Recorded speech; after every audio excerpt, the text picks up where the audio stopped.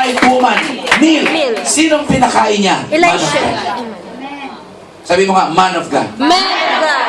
Ito anong ginawa ng Shunammite woman dito? Number 1, letter P. May nakita ka ate, no, na number 1 kanina. Ito anong unang ginawa ng Shunammite woman? Number 1. Sige, tuloy mo lang. Ito, nag-invest siya. Providing.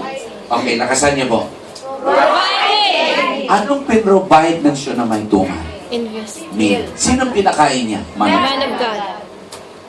Alam niyo, ako po ay sa biyaya ng Diyos. 26 years na po akong pastor. Nag-start po akong magpastor, pinata pa lang po. 1986.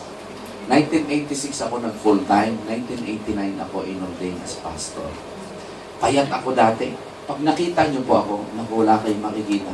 Kahit sabihin ko, you are blessed! Walang maniniwala. Kasi taas ang balikat, payat, tapos pagka...